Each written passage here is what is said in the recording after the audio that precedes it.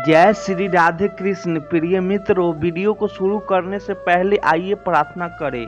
हे श्री कृष्णा, जो भी भक्त आज इस अमृतवाणी को सुन रहा है उनके जीवन में आपकी कृपा सदा बनी रहे और उनके सभी कष्ट दूर हो। मित्रों, इस अद्भुत वाणी को सुनने से पहले अपने विचार और भक्ति को व्यक्त करते हुए नीचे कमेंट में जय श्री राधे कृष्ण जरूर लिखें। आपकी यह भक्ति हमारी इस यात्रा को और भी अद्भुत बनाएगी। और हाँ, अगर आपका दिल सच में कृष्ण प्रेम से भरा है तो इस वीडियो को कम से कम 3 ऐसे अपने लोगों के साथ जरूर साझा करें जिन्हें आप अपने जीवन में सबसे ज़्यादा मानते हैं, क्योंकि हो सकता है आपकी एक शेयर से किसी की जिंदगी में राधे कृष्ण का दिव्य प्रकाश उतर आए। साथ ही यदि आप हमारे चैनल युवा इंस्पायर्ड पर नए हैं तो अभी सब्सक्राइब करें और घंटी के बटन को दबाएं ताकि आप हमारी हर नई भक्ति यात्रा का हिस्सा बन सके। तो चलिए बिना देरी किए इस दिव्य यात्रा की ओर बढ़ते हैं। श्री कृष्ण कहते हैं, जब तुम सच्चे मन से किसी का भला करते हो तो वह नेकी सृष्टि के नियमों में दर्ज हो जाती है और सृष्टि कभी किसी आयरन को अधूरा नहीं छोड़ती। अब कल्पना करो, एक नदी है जो अपने किनारों को बिना कुछ कहे हर दिन हर मौसम में पानी देती रहती है। वह नहीं पूछती कि सामने वाला पेड़ कौन है, किसका है, फल देगा या नहीं देगा, वह बस देती है। लेकिन एक दिन जब उसी नदी में पानी सूखने लगता है तो वह पेड़ जिसकी उसने कभी बिना कहे सेवा की थी अपनी छाया से उसे बचाने लगता है, अपनी जड़ों से नमी छोड़ने लगता है। और यही है कर्म का मौन चक्र। जब तुम किसी को बिना कहे, बिना जताए, बिना किसी उम्मीद के मदद करते हो तो वह ऊर्जा ब्रह्मांड में एक हल्के कंपन की तरह गूंजती है। वह किसी लॉजिक से नहीं चलती, यह विज्ञान के फॉर्मूलों में नहीं बनती। यह उस अधूरे भोजन की तरह है जिसे कोई भूखा खाकर हुआ देता है, और वह दुआ समय के किसी मोड़ पर, किसी मोहर के बिना, किसी दस्तखत के बिना तुम्हारे जीवन में चुपचाप आकर कोई दरवाजा खोल देती है जो तुम्हें खुद नहीं दिख रहा होता है। कई बार ऐसा होता है कि हम किसी को रास्ते में गिरा हुआ दिखते हैं और बिना कुछ कहे उसे उठाकर उसके गंतव्य तक पहुंचते हैं। उस व्यक्ति कोई कैमरा नहीं होता, कोई तालियां नहीं बजती, लेकिन सालों बाद जब तुम्हारी जिंदगी किसी अंधे मोड़ पर ठहर जाती है और तुम्हें लगता है कि अब सब कुछ खत्म हो रहा है, तब कोई अनजान, कोई नामहीन व्यक्ति तुम्हारे लिए वही करता है। वो दरवाजा खोलता है, वो हाथ बढ़ाता है, वो रास्ता दिखाता है और तुम बस आश्चर्य में रह जाते हो कि क्यों। और यहीं पर समझ आता है कि यही तो कर्म है जो शोर नहीं करता पर लौटता जरूर है। यह उस पेड़ की छाया की तरह है जो गर्मी में तो साथ देती है लेकिन सर्दियों में भी अपने पत्तों से जमीन को मुलायम बनाए रखती है।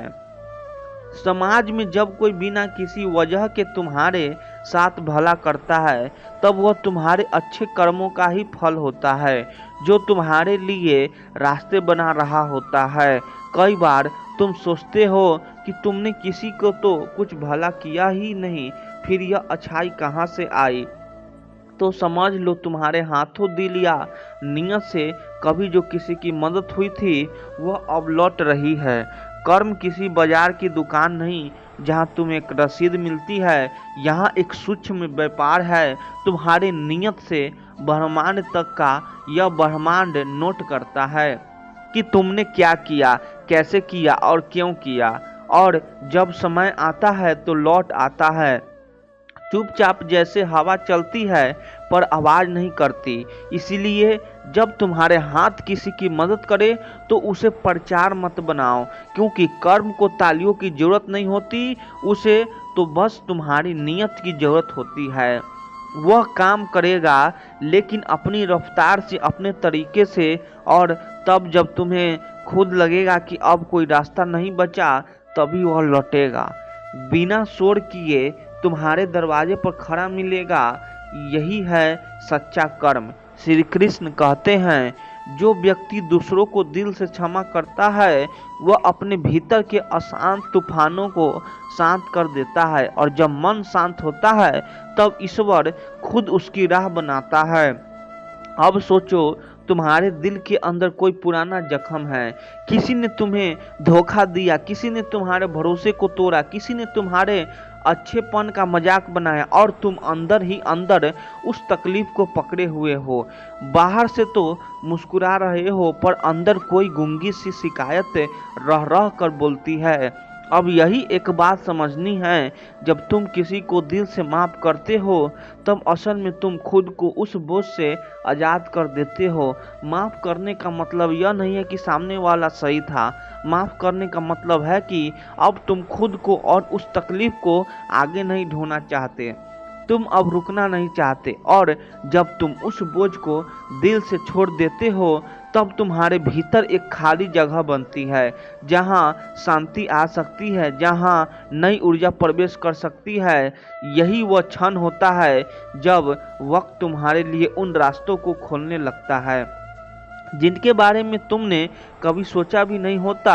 जो तुम्हें नजर नहीं आते थे वह दरवाजे अचानक सामने खुलते हैं, क्योंकि जब तक तुम्हारे मन उस गलत क्योंकि यादों में अटका था तब तक तुम आगे बढ़ने की क्षमता ही नहीं रख रहे थे।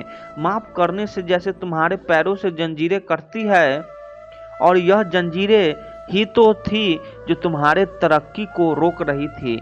जैसे एक बगिया में अगर एक कोना सड़ा हुआ पड़ा हो तो उसकी बदबू पूरी हवा को दूषित करती है, लेकिन अगर तुम उस सड़े हिस्से को हटा दो तो वही हवा अब महकने लगती है। कई बार जब तुम किसी का बुरा करके आगे बढ़ते हो तो शायद तुरंत कोई सजा नहीं मिलती, लेकिन वह तुम्हारे भीतर जमता जाता है। ठीक उसी तरह जब तुम बिना बदले की भावना के किसी को दिल से माफ कर देते हो तो वह क्षमा तुम्हारे कर्मों को जैसे भीतर से धो देती है, और उस सफाई के बाद जो ऊर्जा बचती है वही तुम्हारे जीवन की नई दिशा होती है। अक्सर हम सोचते हैं कि माफ करने से सामने वाला बच गया, लेकिन सच्चाई यह है कि माफ करने से हम खुद बचते हैं, अपने ही क्रोध से, अपने ही दुख से, अपने ही तनाव से। और जब तुम्हारे भीतर यह चुपचाप की गई सफाई पूरी होती है तब वक्त तुम्हारे लिए नए रास्ते बनाता है, नए अवसर भेजता है, नए लोग मिलते हैं जो तुम्हारे पुराने जख्मों पर मरहम का काम करते हैं, और तुम हैरान रह जाते हो कि यह सब अचानक कैसे हो गया। लेकिन वह अचानक नहीं होता, वह उसी दिन शुरू हुआ था जब तुमने किसी को दिल से माफ किया था।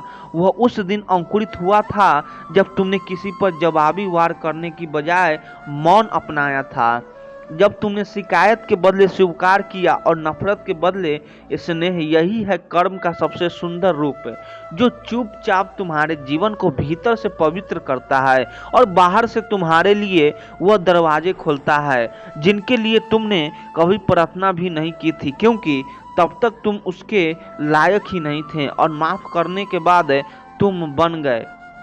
श्री कृष्ण कहते हैं, तुम्हारा अधिकार केवल कर्म करने में है, फल पर नहीं। इसीलिए अपना कर्तव्य पूरे मन, श्रद्धा और निष्ठा से करो, क्योंकि समय और परिणाम दोनों ईश्वर की योजना के अनुसार ही चलते हैं। अब जरा सोचो, खेत में जब कोई किसान बीज डालता है तो वह अगली सुबह फल लेने नहीं चला जाता। वो जानता है कि उसे धैर्य रखना होगा, वो राज पानी देगा, मिट्टी को देखेगा, धूप सहने देगा, कीड़ों से बचाएगा, और यही सब करते हुए वह बीज अपनी गति से अंकुरित बनता है, पौधा बनता है, फिर एक दिन फल भी देता है। उसी तरह जब तुम अपने हिस्से की मेहनत पूरी ईमानदारी से करते हो, मतलब ना कोई धोखा, ना कोई चालाकी, ना कोई शॉर्टकट, तो वह मेहनत एक ऊर्जा बनकर समय की जेब में जाकर छुप जाती है। वो दिखती नहीं पर वहाँ होती जरूर है, और वक्त जब सही मोड़ पर आता है तो वह तुम्हारी मेहनत को आगे कर देता है। जैसे कोई रक्षक तुम्हारे सामने खड़ा हो जाए, लेकिन दिक्कत तब होती है जब लोग सोचते हैं मैंने इतना किया, अब तक कुछ मिला क्यों नहीं। यह वैसा ही है जैसे कोई रोज जिम जाकर बोले 3 दिन से वर्कआउट कर रहा हूँ, पेट अंदर क्यों नहीं हुआ। या कोई बच्चा 10 मिनट पढ़ाई करके पूछे मुझे अभी तक कुछ याद क्यों नहीं हुआ। असल में मेहनत और उसका फल दोनों के बीच एक चुपचाप काम कर रहा होता है समय। और यह समय तुम्हारी नीयत को तौलता है, तुम्हारे धैर्य को परखता है और फिर तय करता है कि कब, कहाँ और कितना देना है। कई बार तुम्हें लगता है कि तुम हार गए क्योंकि तुम्हें कुछ नजर नहीं आ रहा, लेकिन ध्यान दो, नजर नहीं आना और ना होना दोनों अलग बातें हैं। तुम्हारी मेहनत कहीं और आकर ले रही होती है, वह किसी और के मन में तुम्हारे लिए जगह बना रही होती है। वो किसी बंद दरवाजे के पीछे तुम्हारा नाम गुंजा रही होती है और फिर एक दिन जब तुम उम्मीद भी छोड़ चुके होते हो, कोई अवसर आता है, कोई दरवाजा खुलता है, कोई व्यक्ति तुम्हें आगे बढ़ता है और तुम सोचते हो यह अचानक कैसे हुआ। वो अचानक नहीं होता, वो उस हर दिन का नतीजा होता है जब तुमने पूरी ईमानदारी से चुपचाप अपना काम किया था, बिना शोर किए, बिना दिखावे के, बिना हर पल हिसाब मांगे। कर्म कभी रास्ता नहीं भटकता, कर्म गूंगा है, वह चीख कर नहीं कहता कि मैं लौटूंगा, बस अपने समय पर बिना शोर के तुम्हारे जीवन में एक नई सुबह की तरह आता है। इसीलिए अगर आज तुम मेहनत कर रहे हो और फल नहीं दिख रहा हो तो घबराओ मत। बीज को भी अंधेरे मिट्टी में रहना पड़ता है, तब जाकर वह मिट्टी फोड़कर ऊपर आता है। तुम्हारा भी समय आएगा और वह तब आएगा जब तुम उसके लिए तैयार होगे। सच्ची मेहनत कभी खेलती नहीं, वो समय से बस थोड़ी बातों में उलझी होती है, लेकिन जब वह बात खत्म होती है तो कर्म दरवाजा खटखटाता नहीं, सीधा जाकर तुम्हें उठा लेता है। श्री कृष्ण कहते हैं, जो व्यक्ति अपनी शक्ति का उपयोग क्षमा के लिए करता है वह न केवल दूसरों की दृष्टि में बड़ा होता है बल्कि ईश्वर उसके भविष्य को स्वयं संवारता है। अहंकार से संचित शक्ति अंत में विनाश लाती है और संयम से संचित शक्ति समान। अब सोचो, तुम्हारे पास पूरा अधिकार है, पूरी ताकत है और सामने वाला तुम्हें नीचा दिखा चुका है, अपमान चुका है। चाहो तो उसी वक्त जवाब दे सकते हो, शब्दों से, ताकत से या अपने पद से। तुम उस जमीन दिखा सकते हो, लेकिन तुम नहीं करते, तुम चुप रहते हो, शांति से उस क्षण को जान देते हो। लोग कहेंगे कमजोरी है यह, लेकिन असल में यही सबसे बड़ी ताकत होती है। क्यों? क्योंकि अपमान करने की ताकत होने के बावजूद उसे ना करना यह तुम्हारे चरित्र की ऊंचाई दिखाता है, तुम्हारे संस्कारों की गहराई और तुम्हारे मन के स्थिर होने का प्रमाण देता है। बाहर से देखने वालों को लगता है कि तुम हार गए, लेकिन सच्चाई यह है कि उस क्षण तुमने कर्म को अपने पक्ष में कर लिया होता है। कर्म यानी प्रकृति को वह न्याय जो दिखाई नहीं देता पर हर जगह चल रहा होता है। वह सब देखता है, उसे इस बात की गवाही नहीं चाहिए कि तुमने क्या बोला, उसे सिर्फ यह जानना है कि तुम अपने शक्ति के क्षण में क्या बने, न्यायप्रिय या क्रोधी। जिस दिन तुम किसी को माफ कर देते हो जो तुम्हारे योग नहीं था, जिस दिन तुम सामने वाले की गलतियां को देखा कर आगे बढ़ जाते हो, जिस दिन तुम अपन को जवाब भी समान से देते हो, उस दिन तुम भविष्य की उस सीढ़ी पर चढ़ जाते हो जो औरों की दिखती नहीं, लेकिन कर्म तुम्हें ऊपर ले जाने लगता है। समझो कि जब कोई तुम्हें चोट देता है और तुम्हें उसे जवाब नहीं देता तो तुमने सिर्फ उसे नहीं छोड़ा, तुमने खुद को भी एक बुरी ऊर्जा में डूबने से बचा लिया। और यही बचाव तुम्हारी भविष्य की इज्जत को बचा लेता है, क्योंकि अपमान करने वाला भले ही आज ऊंचाई पर हो, लेकिन जो व्यक्ति अपनी जुबान, अपने व्यवहार और अपने मन पर संयम रखता है वह धीरे धीरे एक ऐसी जगह पहुंचता है जहां इज्जत खुद उसके कदम चूमती है। दूसरे के गलत व्यवहार का जवाब अगर तुम भी वैसे ही दोगे तो फर्क क्या रह जाएगा तुम में और उसमें। लेकिन जब तुम अपने संस्कारों से जवाब देते हो, जब तुम अपमानों के बदले मौन, कटुता के बदले करुणा और गुस्से के बदले समझदारी चुनते हो, तब तुम किसी को हारते नहीं, खुद को जीत लेते हो।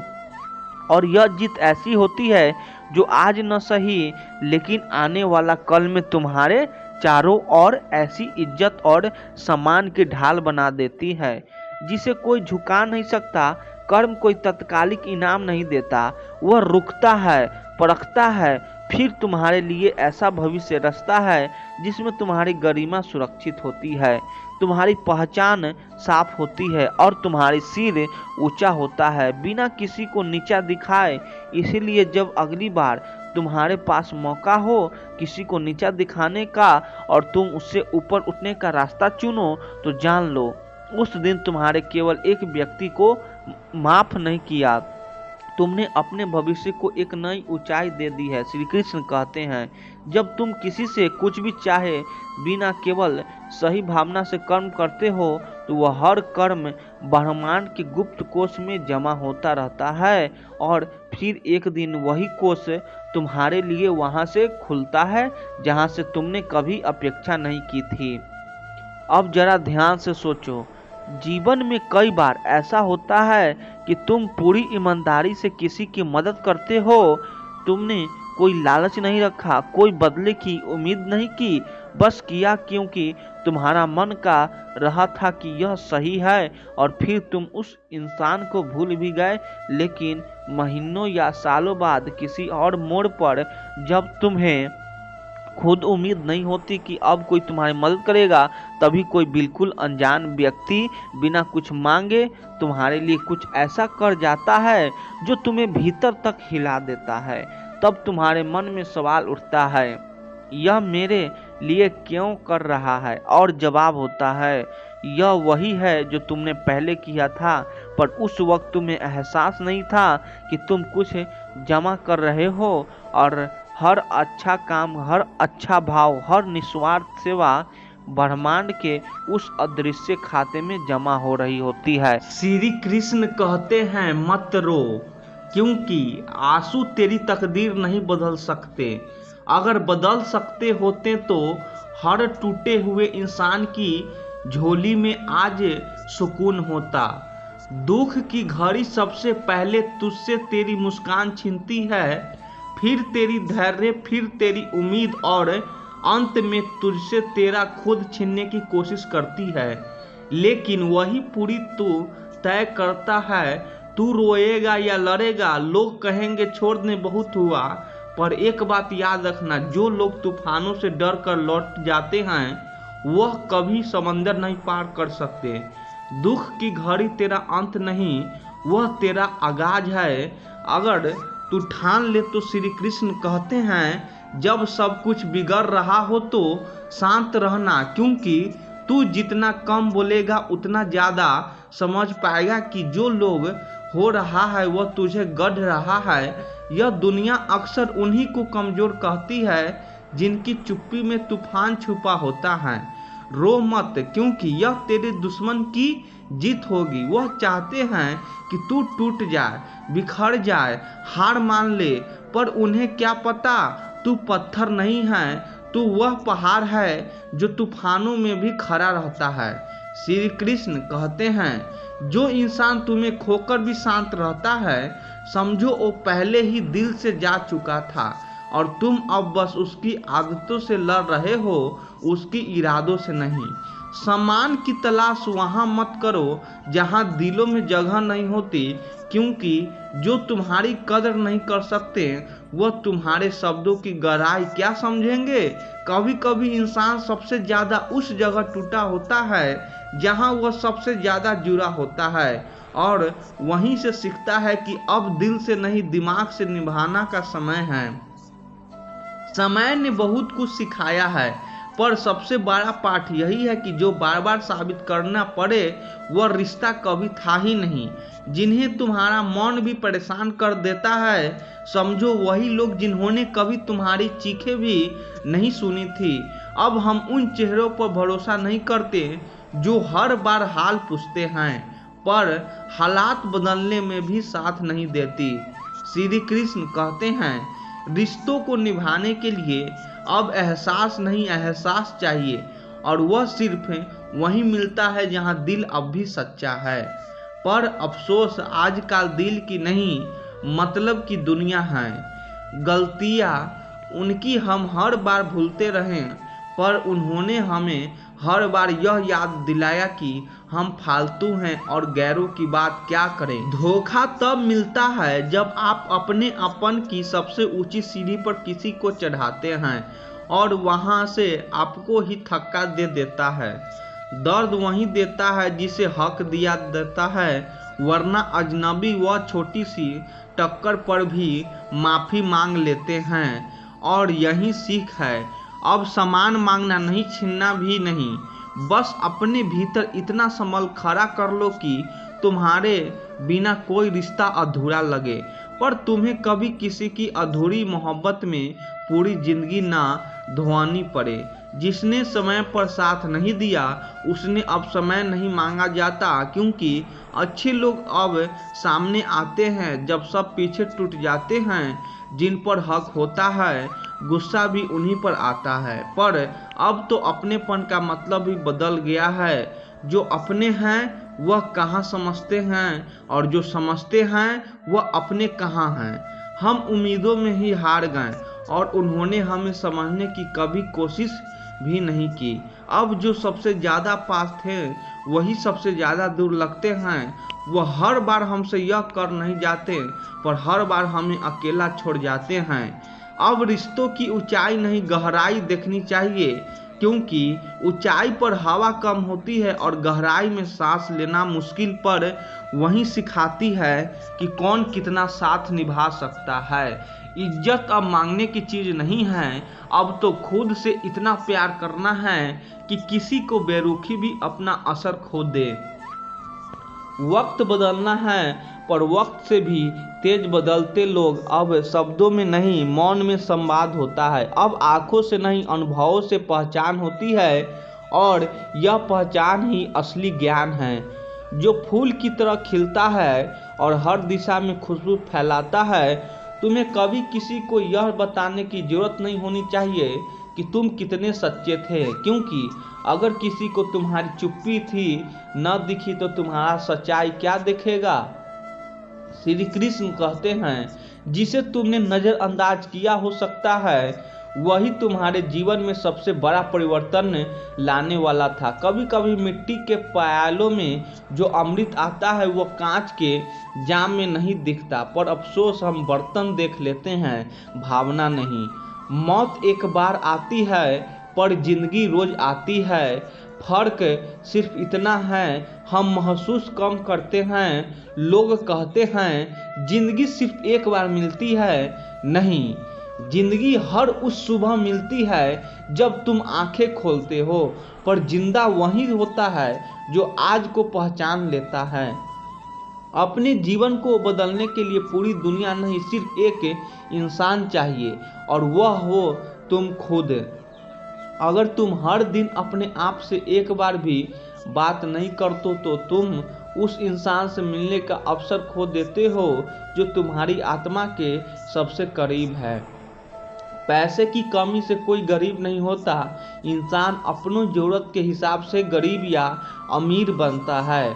सांसें होना ही जीवन नहीं होता। जिस इंसान में इंसानियत ना हो वह भी हो तो चलता फिरता मुर्दा ही होता है।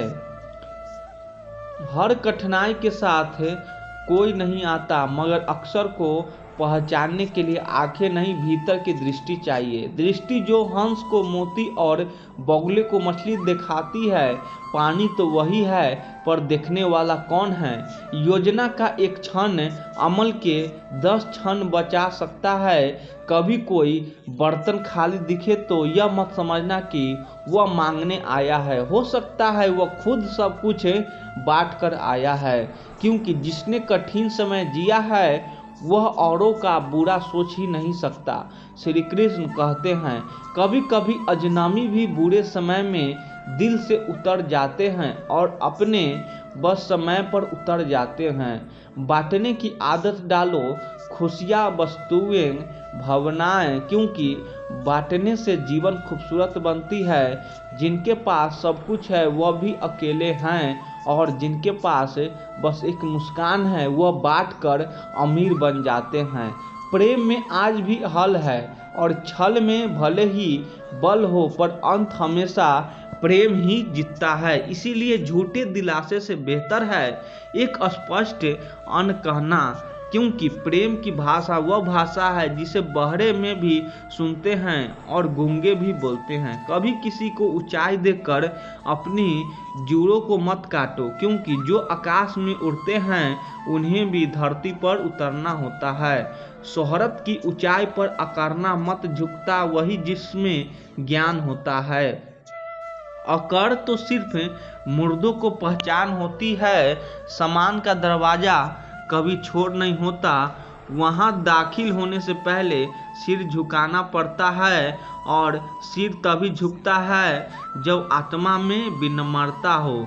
जिसे अपने आप पर गर्व है वो और गिराकर ऊंचा नहीं होता, वह औरों को उठाकर भी झुक जाता है। और याद रखना, समय से बड़ा कोई गुरु, कोई दानी, कोई बलवान नहीं। वह ना तो किसी को पहले बताता है और ना ही माफ करता है, पर जो उसके साथ चलना सीख गया वह कभी नहीं हारता। कभी कभी जो इनकार करता है वही तुम्हें सबसे ज़्यादा समझता है, और जो हाँ कहता है वह सिर्फ तुम्हारी भावनाओं से खेलता है। इसीलिए हर मुस्कुराहट भरोसे की नहीं होती। कुछ चेहरे सिर्फ आदत से मुस्कुराते हैं, भावना से नहीं। श्री कृष्ण कहते हैं, हद से ज़्यादा कोई भी चीज़ अच्छी नहीं होती, चाहे वो मोहब्बत हो या नफरत, क्योंकि हद पार करते हो इंसान नहीं रहता, शैतान बन जाता है। सबसे पहले एक सवाल खुद से करना, अगर तुम आज नहीं रहो तो किसके जीवन में सबसे गहरा खालीपन पैदा होगा? वही लोग हैं जिनके लिए जीना सार्थक है। बाकी सब सिर्फ समय काटने आए थे और वक्त पूरा होते ही चले जाएंगे। लोगों को पसंद है मुर्दों से सवाल करना, क्योंकि जिंदा इंसान की आंखों में झांकने की हिम्मत नहीं होती। मरने के बाद सब पूछते हैं अब क्यों नहीं बोलता, पर जिंदा रहते हुए कोई सुनने को तैयार नहीं होता। रिश्तों को निभाकर बस एक ही सबक मिले, जब तुम हद से ज़्यादा चाहो वो एक दिन तुम्हें फालतू समझने लगता है। बहती नदी कभी नहीं पूछती कि समुद्र कितना दूर है, बस बहती है निरंतर अविराम। उसे पता है मेहनत रास्ता नहीं पूछती, वह रास्ता बना देती है। जो मेरी कदर नहीं करता उसके लिए चिंतित होना खुद से विश्वघात है। जिसने कभी तुम्हारी परछाई भी नहीं देखी वह भी तुम्हारे समान दे सकता है। बस बात नज़रों की नहीं नीयत की होती है। हर सुबह खुद से यह पूछो, क्या मैं अब भी उन लोगों की परवाह कर रहा हूं जो मेरे होने या न होने से अप्रभावित है? तारीफ करने वाले लोग तुम्हारी ऊंचाई देखते हैं, पर चिंता करने वाले तुम्हारी गहराई को समझते हैं। यही फर्क है दर्शक और अपने में। कभी किसी से इतना जुड़ मत जाओ कि वह तुम्हारे आत्मसम्मान को रौंद कर भी तुम्हें छोड़ देने की ताकत रखें। टूटी चीजें दुख देती है, पर सबसे ज्यादा वह चीज जो दिखती नहीं, भरोसा, नींद, दिल और उम्मीदें। आईना कभी झूठ नहीं बोलता, परछाई कभी साथ नहीं छोड़ता। बाकी सब लोग मौसम की तरह है। श्री कृष्ण कहते हैं, अगर कोई रास्ता डराने लगे तो समझ लेना सामने सफलता खड़ी है। हाथ बढ़ाकर इंतजार करती हुई जो लोग तुम्हारे आगे और भी विकल्प देखते हैं उनके पीछे मत भागो। तुम विकल्प नहीं मुकाबला हो। कुछ लोग इतने आत्मविश्वास से झूठ बोलते हैं कि सच्चाई को भी संदेह होने लगता है। क्या वह वाकिफ झूठ है? अकेले चलने का साहस रखो, क्योंकि इस दुनिया के पास ज्ञान है पर साथ नहीं। बहुत नजदीक से देखा है पैसे की कमी रिश्तों का रंग बदल देती है। वह अपने जो कभी साथ बैठे थे आज अजनबियों की तरह गुजर जाते हैं। जीतना या हारना कभी मुद्दा नहीं रहा। यह जीवन एक खेल है जिसे समझदारी से खेलना सबसे बड़ी जीत है।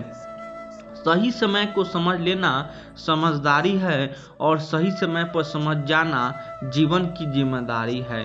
मुश्किल वक्त तुम्हें तोड़ने नहीं आता, वह तुम्हें चैंपियन बनाना चाहता है। लेकिन इस पाठशाला में सिर्फ वही पास होता है जो गिर कर उठता है, चुपचाप। श्री कृष्ण कहते हैं, लोग कहते हैं तुम्हारे आत्मसम्मान को वहीं तक गिरा सकते हैं जहां तक तुम उन्हें इजाजत दोगे। मत बनो किसी की आदत, क्योंकि आदतें बदल जाती है।